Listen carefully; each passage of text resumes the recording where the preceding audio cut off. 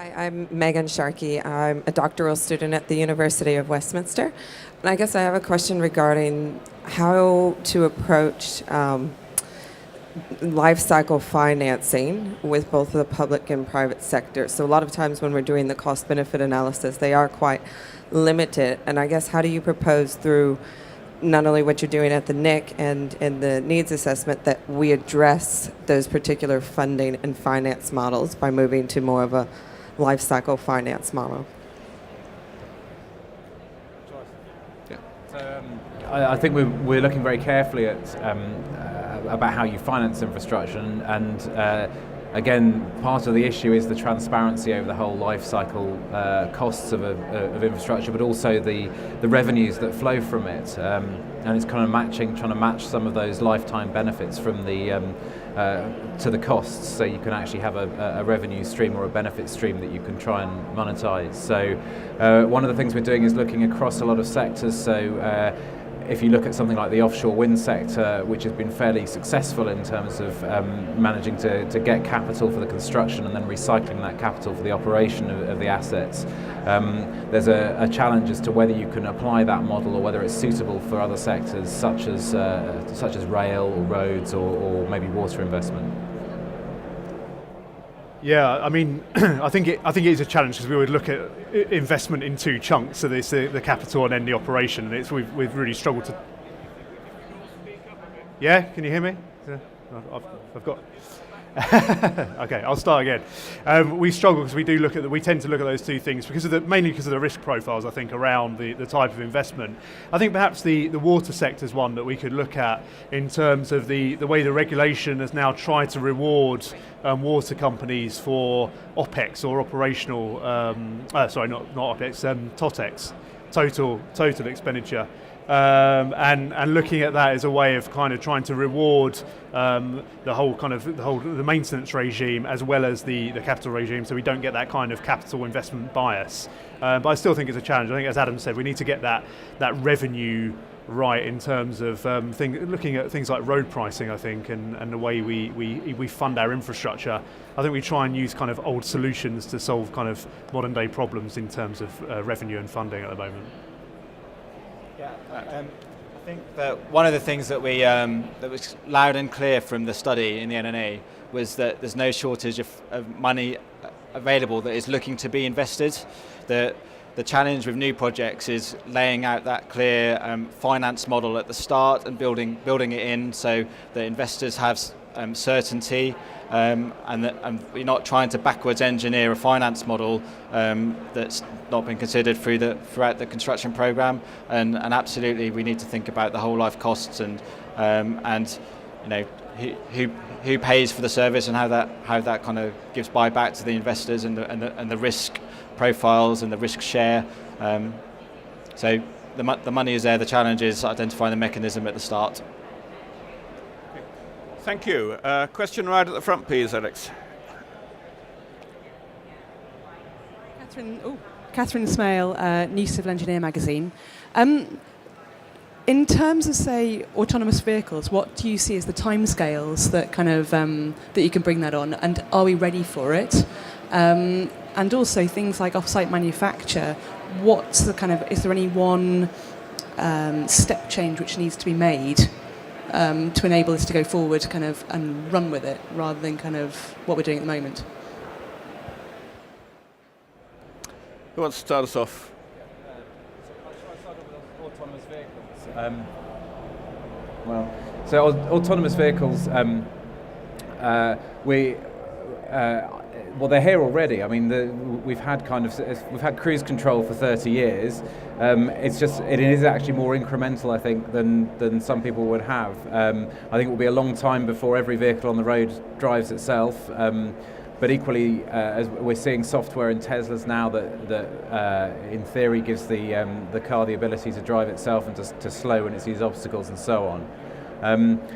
We've looked quite carefully at the kind of enabling infrastructure for this. The report we did on 5G before Christmas recognised that when 5G comes along in the early 2020s, there will be a significant number of connected or autonomous or semi-autonomous vehicles, which will need very, very resilient and high bandwidth connectivity to be able to communicate. So part of our challenge is to make sure some of this, some of the boring infrastructure, if you like, so the poles on the side of the motorways or for railways on the side of the railways are there, so when 5G comes along you can just fit whatever technology, whatever kind of radio antenna you're going to fit onto it. But if you haven't got the poles and the fibre ducting underneath the road, then you're still going to have the problem of knot spots and very poor reception on your roads. So I'd say in terms of the vehicles themselves, I think we know it's going to be a significant change. It's probably going to be one of the most significant changes that we're going to see over the period.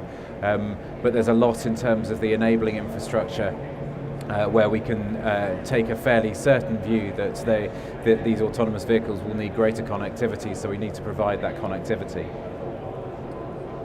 Yeah, I think it's really important that we do think about this in that interdependent nature, and firstly within our own kind of industry in terms of the electricity generation that's going to be required, the digital capability that will be required as well, but also sort of think outside of our own industry as well, because clearly the insurance industry has quite a big part to play in this, and at the moment we've seen, I think it was last week that one of the companies came out and said that it will cost double for motor insurance at the moment going forward if we start bringing autonomous vehicles online. So I think it's really, really important that those issues that perhaps are seen as barriers at the moment don't stop what could be a kind of a revolutionary sort of technology coming on board. And I think that's where government perhaps can play a big role, perhaps even the NIC, although I appreciate insurance is out of your remit, but bringing together those players, because it's not just about the infrastructure sector, it's actually a much wider piece. When we look at this, and the whole thing, we've seen some sort of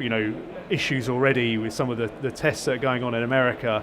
The public could lose faith very, very quickly in this kind of thing, and it's really, really important we don't allow that to happen as we sort of go down this journey.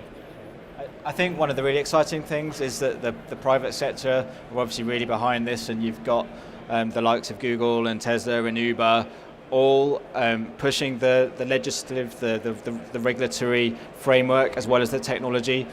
So hopefully with the investment from that side and the acknowledgement through the studies and the NIC's work that it's a really big thing, recommending to government that they take some action, that it will happen. Okay, thank you. And speaking as someone whose car was written off on the M25 a few weeks ago by an erratic Polish lorry, I think as soon as possible for motorways, please. Next question. And there, please. Hi, thank you. It's Philip Mills from Policy Consulting and also chair of the ICE Water Panel. I just want to ask something about water, obviously. And water, I think, is slightly different.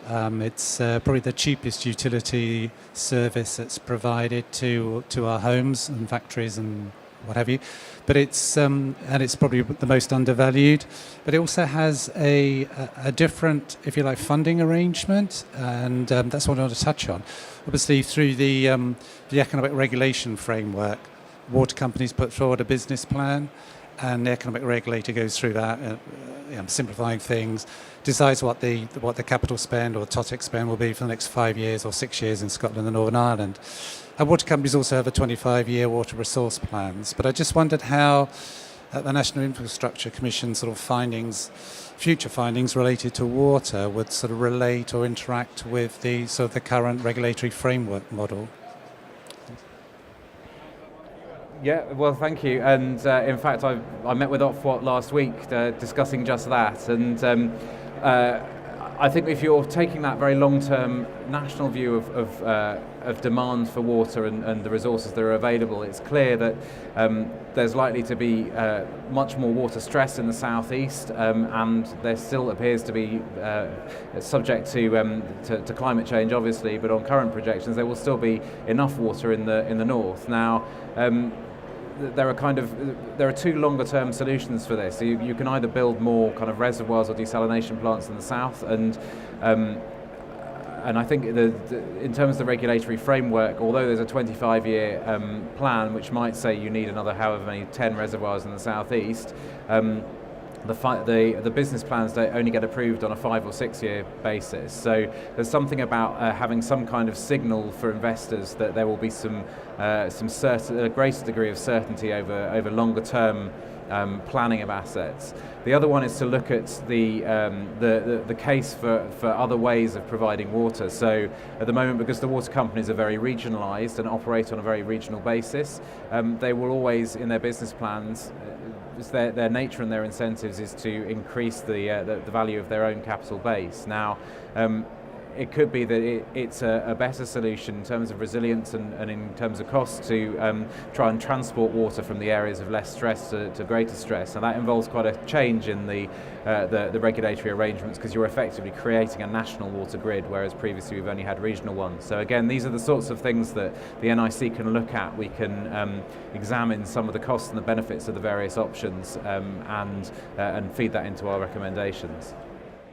Barry Tuckwood. I'm on the Information Systems panel for the institution and on the BIM Action Group, and I'm an independent consultant. I have been independent for over 20 years. I notice a stark contrast between what happens in Britain and what happens in other countries. I was fortunate to be at the Engineer Yesterday, Today and Tomorrow conference in Hungary in January, where the keynote speaker was the president of Hungary, issuing challenges which are broadly similar to the ones we have here. The challenges were on how to cope with changing demographics and population, how to cope with climate change, and how to cope with the availability of water, not simply in Hungary or in the UK, but on its impact worldwide. Because whatever we do here, technologically, is something that we can export worldwide. And we do. How can we get the UK government to take the same prominent position in engineering and enabling and driving what we do as the one in Hungary does?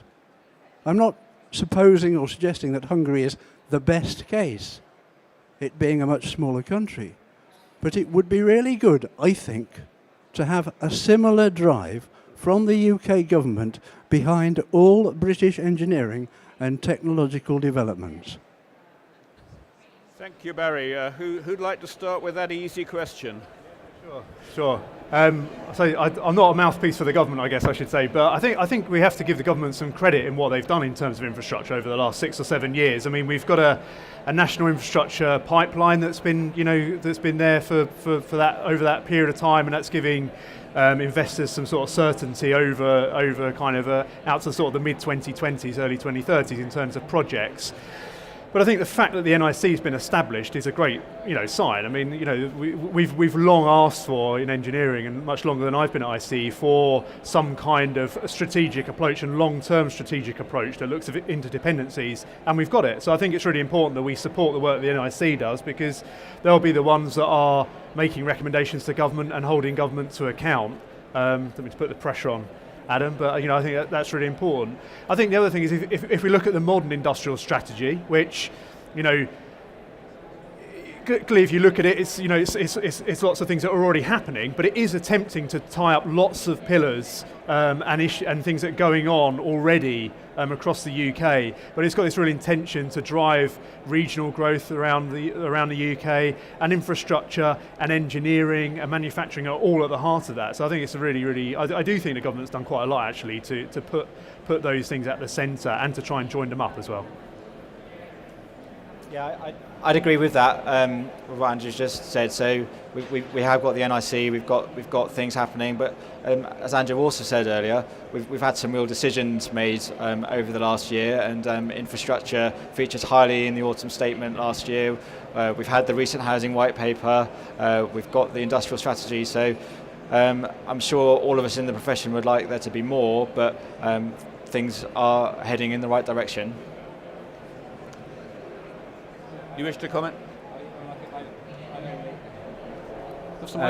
I'd just say it's slightly in defence of politicians, and again, not wanting to bat for them, but there are other demands on their time as well. There is the health of the nation, there is the education of the nation, and the security of the nation. And I can see that, not for us obviously, but for some people, God forbid, infrastructure can be quite boring, and they like it just to be in the background and it just to work. I would say that I think that the government has also grasped the realisation that if you want to be a modern functioning economy, your infrastructure has to work. You have to have a decent standard of infrastructure, and I think we're seeing that through the industrial strategy and linking it into the kind of wider post-Brexit debates that are going on at the moment.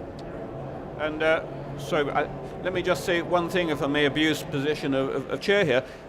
I think we've shown from the supply side that we can do big infrastructure. You know, we now have a succession of good projects: Heathrow Terminal 5, Olympics 2012, Crossrail, sort of on time and on budget. We hope that'll come through within the next year. That gives government the confidence. And I would either remind you or let you know that 2 or 3 years ago, when David Cameron gave what was arguably one of his most significant speeches on infrastructure, he did that at the ICE.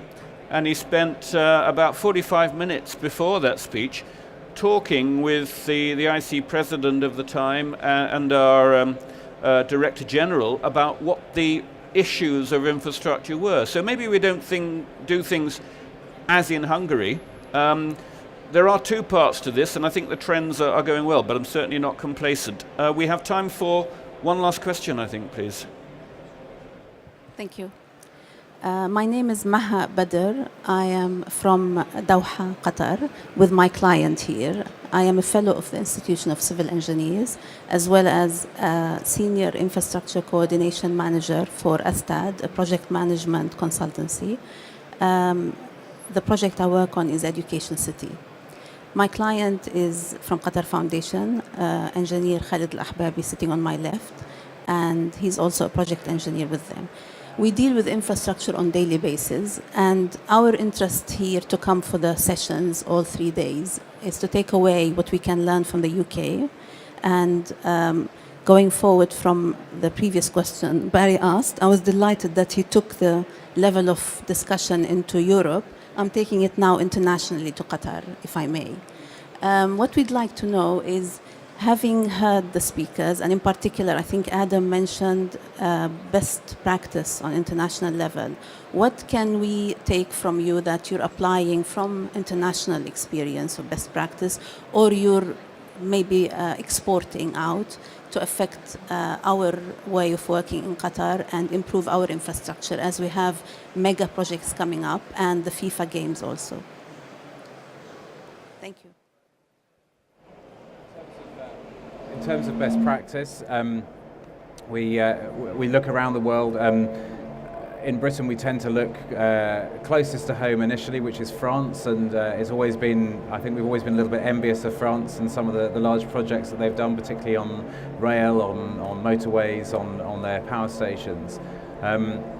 We also look to places like Qatar and the Gulf. We look to Singapore, places where there's very dense development, and how you build dense cities and provide the infrastructure to there.